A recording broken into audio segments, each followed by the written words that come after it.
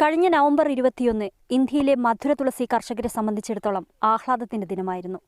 അന്നായിരുന്നു food safety and standard authority of India മധുര തുളസി ഭക്ഷണപദാർത്ഥങ്ങളിൽ ഉപയോഗിക്കാനുള്ള അനുവാദം നൽകിയത്.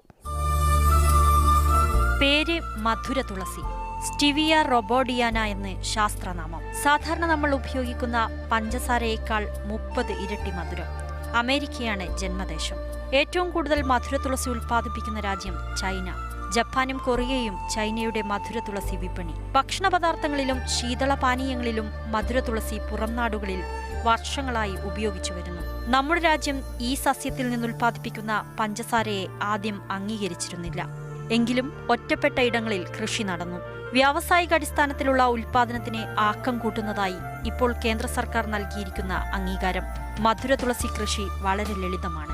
മിതോഷ്ണ മേഖലയിൽ എവിടെയും ഈ കൃഷി ചെയ്യാം.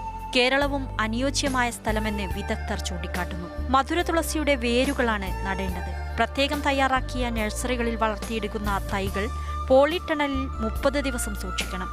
പിന്നീട് 10 ദിവസം പോളിടണൽ കവചത്തിൽ നിന്ന് മാറ്റിവെക്കുക.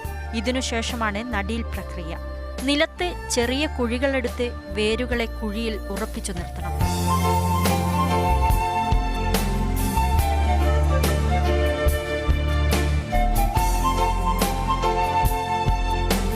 ഒന്നു മുതൽ 2 മാസക്കാലമാണ് ചെടികൾ പാകമാകാൻ എടുക്കുന്ന സമയം. വർഷത്തിൽ 5 തവണ മധുര തുളസി വിളവെടുക്കാം. 5 തവണത്തെ വിളവെടുപ്പിൽ നിന്നുമായി ഏകദേശം 2000 കിലോഗ്രാമോളം മധുര തുളസി സംഭരിക്കാനാവും. ചെടികളിൽ വെള്ള നിറമുള്ള പൂക്കൾ പ്രത്യക്ഷപ്പെടുന്നതോടെയാണ് വിളവെടുപ്പ് കാലം. പാകമായ ഇലകൾ കത്രിച്ചെടുത്ത ശേഷം ഉണക്കാനായി കൊണ്ടുപോകും. ഇലകൾ ഉണങ്ങാൻ 6 മുതൽ 8 മണിക്കൂർ വരെ മാത്രം മതി. നന്നായി ഉണങ്ങിയ ഇലകൾ ശേഖരിച്ച് മില്ലുകളിലേക്ക് കൊണ്ടുപോകും. പ്രമേഹ രോഗികൾക്ക് ഉപയോഗിക്കാവുന്ന 0 കലോറി മധുരമാണ് മധുര തുളസിയിൽ ഉള്ളത്. മധുര തുളസിയുടെ ഈ ഗുണം പ്രമേഹ രോഗികൾക്ക് പ്രയോജനപ്പെടുത്താനായി വ്യാവസായിക അടിസ്ഥാനത്തിൽ കൃഷി ചെയ്ത് മധുരം ഉൽപ്പാദിപ്പിക്കുകയാണിവർ. 100% വിള ലഭിക്കുന്ന കൃഷി. ചെറിയ സ്ഥലത്തുപോലും കൃഷി ചെയ്യാം.